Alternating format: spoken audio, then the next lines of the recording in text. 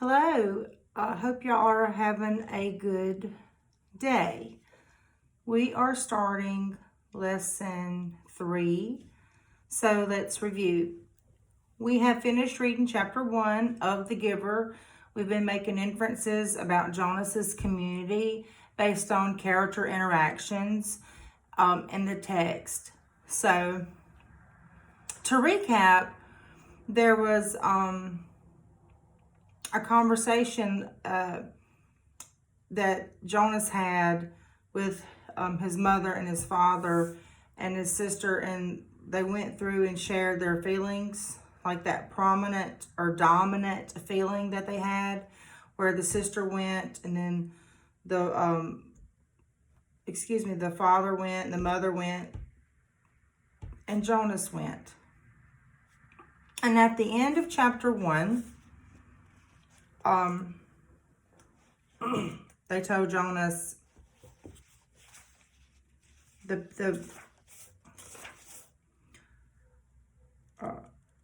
I'm glad you told us of your feelings, Father said. That didn't look straight. I'm glad you told us of your feelings, Father said. And then Lily, Mother said, go on now and get into your night clothes. Father and I are going to stay here and talk to Jonas for a while. So, they're going to be having a private talk. But we will not be picking up the book today. We are going to go into the preamble to the United States Constitution. We're going to look at that. We're going to examine and define words in context and kind of paraphrase that today. When we started our unit, there were some videos that if you had access to, it says like before you start the unit, there's these videos to watch. They're very, very helpful. I would ask you to go back and take a look at them if you can, about community, about rights and values, about dystopia and utopia. And so we're going to look at the preamble. And again, if you have access to the internet and you can get to Learn Zillion, to get to Learn Zillion, you need to go through the Google Classroom to do that. We're going to analyze the meaning and purpose of the preamble to the U.S. Constitution. And so follow along while I read the preamble. Excuse me.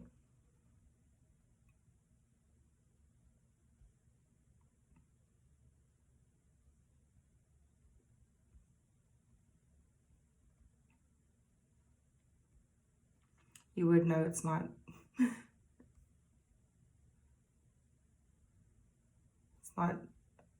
ready. I'm so sorry. It's just a couple more clicks.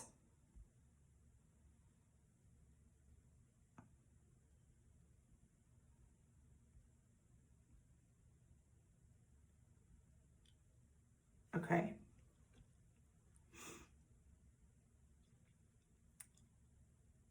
We, the people of the United States, in order to form a more perfect union, establish justice, ensure domestic tranquility, provide for the common defense, promote the general welfare, and secure the blessings of liberty to ourselves and our posterity, we do ordain and establish this Constitution for the United States of America. Now, every comma is extremely important in this preamble. So,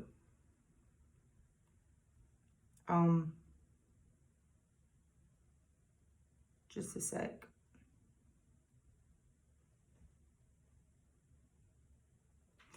We, the people of the United States. So, in order to form a more perfect union. So, who are we talking about? all of us, they wrote this, we the people, the citizens, all of the United States citizens. Why? Why did we write this preamble? Because we want to form a more perfect union. It's not perfect, but we want to be as perfect as it can be. So a union, what is a union? A union is where people come together, right? A coming together of a group of people. That's why we have a reunion, because we want to reunite with people. But in order to form a more perfect union, that's the point here. We've got to do some things in order to form this union. We have to establish justice. Have you ever seen a sign on a building, or maybe a restaurant that said it was established? That was when it began, is when it was started. This is the beginning of our United States. That's why it's the preamble.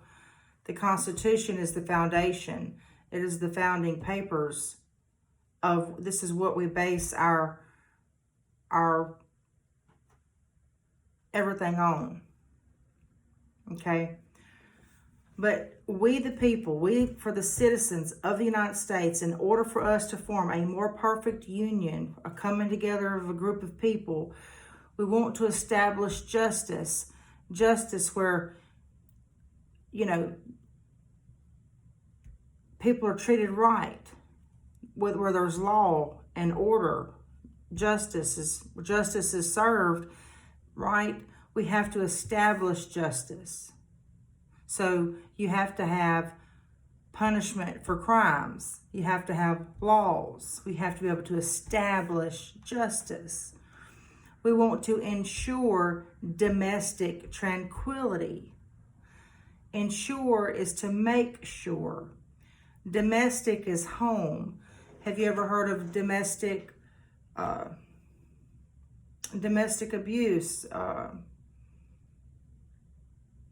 That's at home. That happened at home. Domestic terrorism. That took place at home, meaning on our own country. Domestic. But we want to ensure domestic tranquility. Tranquility means peace. So let's go back. We the people, we the citizens of the United States, in order for us to form a more perfect union, a coming together, we have to establish law and order, justice. We want to make sure that there is peace on the home front, domestic tranquility. We want to provide for the common defense. The provide is make sure that we have money that we can defend ourselves. Whenever you go back and look at the American Revolution,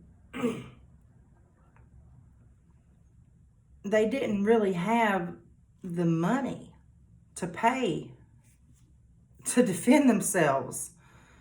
It's just really, it was just divine providence that we were able to defeat the British. But we have to be able to provide for the common defense and to be able to defend ourselves. We want to promote the general welfare. If you promote something, you're for it. Okay? I promote that.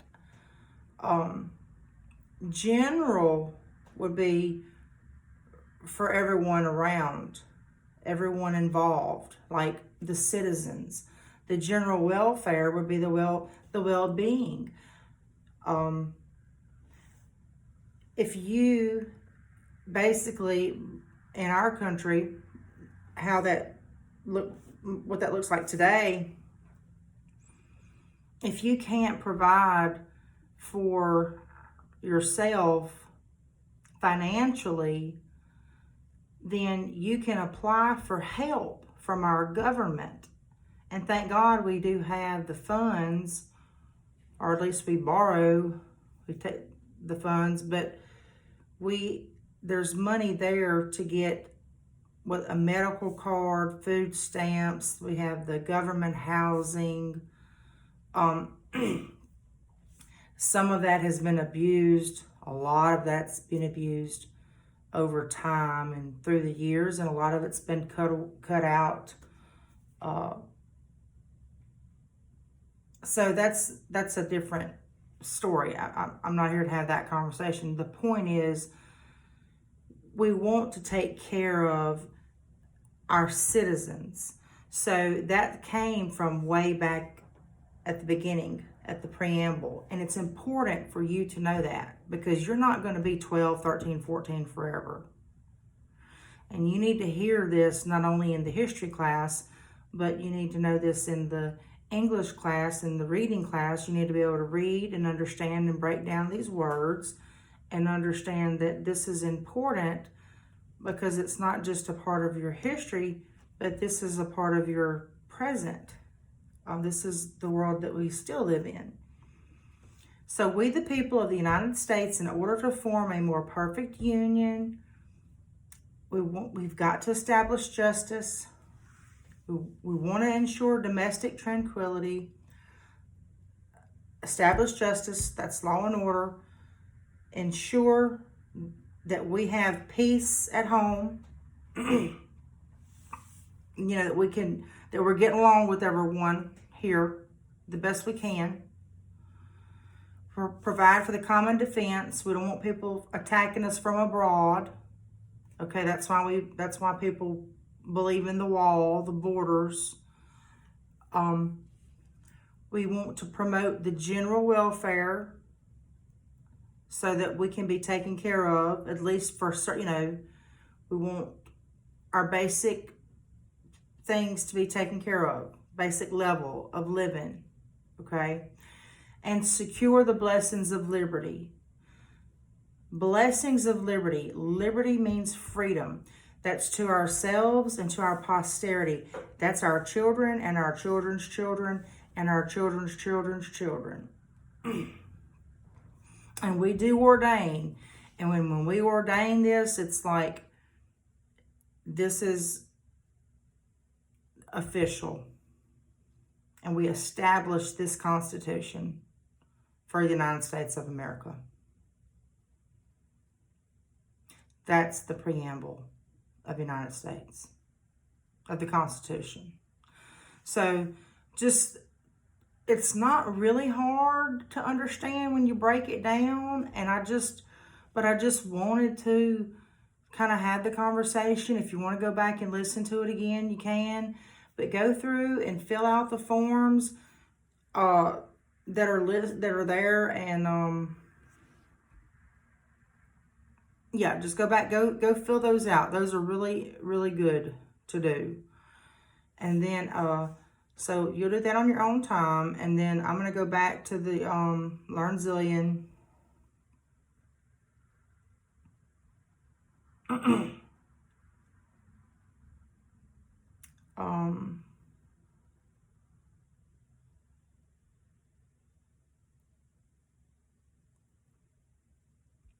Okay.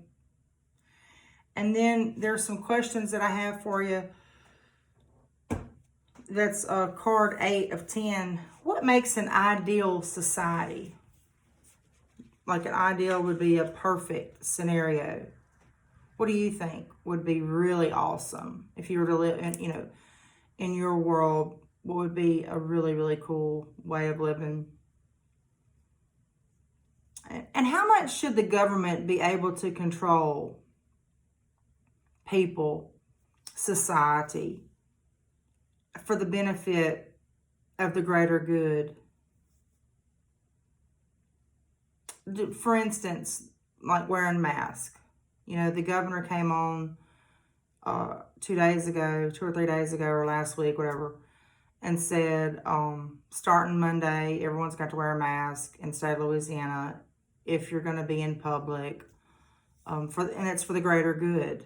That's the argument. And you may or may not agree with that, but that's an example. That is in every day real life example that we're faced with in our country. And some people are fine with that, and some people aren't. But that's kind of the question. So how much should the government be able to control or limit your individual rights for the benefit of society? So they didn't take away anything. They just asked, in this case, they just said, wear a mask. Now, they haven't mandated gloves, which our hands touch a lot, you know. But it just goes along with the question as an example to help you understand what I'm trying to ask. And then, in what ways are we influenced by our society? How can one person impact his or her society? And we are influenced by our society. And someone would say, if we would just shut the TV off. There's a lot of good on that TV. If you're watching Me TV. I spend a lot of time watching the Waltons, to be honest with you. But that's what I think is good. And I like Love It or List It. Those are me and my kids. We like Little House on the Prairie. I'm old fashioned. There's so much out there I just don't watch. But it's also important to pay attention to what is being said, to know, you know, you do need to be aware. But so how much do we allow society to influence us? Now, these are questions that I'm asking, but we can go right on back to the story, because with Jonas, we're going to be looking at his community, our community. We took a look at our preamble. Hey, there's some things that we have in common with Jonas and his community. We're going to go over it too.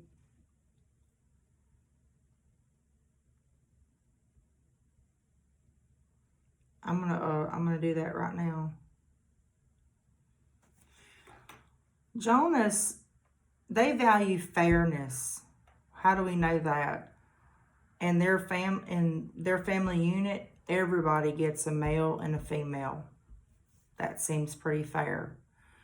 Well, we value fairness too, but not like that. We have there's definitely cases in our world that's not fair. Believe me, you know, we can all agree. But that is a value that many of us hold, and we don't like injustice. We don't like to see people done wrong, and that's why we think that needs to be addressed, because that's not something, you know, justice is something that is important. But it's important in Jonas's community and our community. Domestic tranquility. I feel like we value that, and we do as a society, and I think that Jonas does too, because there's safety and peace in that community. I don't feel like that there's fear there, like that they're going to be attacked. You don't feel like that someone's going to break in and rob them, or as I'm reading the book, I do feel like that the environment is safe. That I do get that feeling that it is a safe community. So they value they value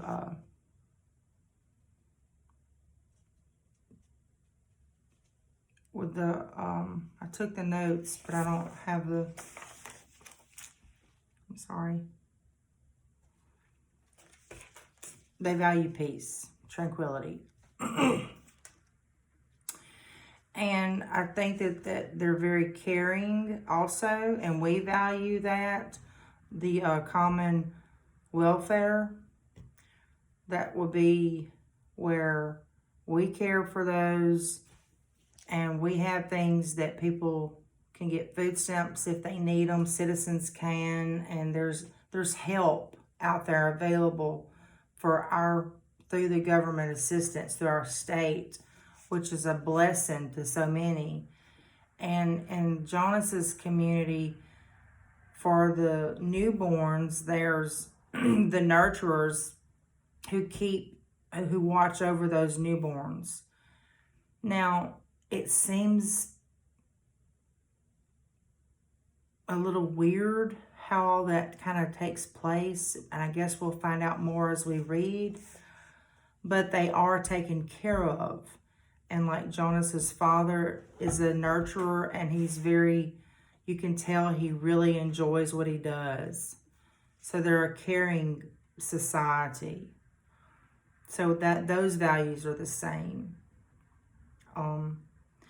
One thing that we value is our freedom of speech. With it says the freedom, liberty, for liberty. And I don't get the sense of true liberty, like freedom of speech. With Jonas, they have to choose their words carefully. It just feels like they don't have, and even freedom of religion. It'll be interesting to see if any type of religion is mentioned. I don't know, any type of church or any type of religion. And thank God we have a freedom of religion in our country. So those are some things that when it comes time to write about how is our community the same as their community, or how is our community different, or based on the preamble. That's kind of what I was going through. We do have some similarities for sure. And I would also say that at this time, it just seems like that Jonas is at peace, even though we're on the outside looking in at their community thinking, that seems kind of weird. But it's not like all bad. It's not the worst place in the world. It just may not be our first choice, right? So if you have any questions, let us know. And again, I just appreciate your attention.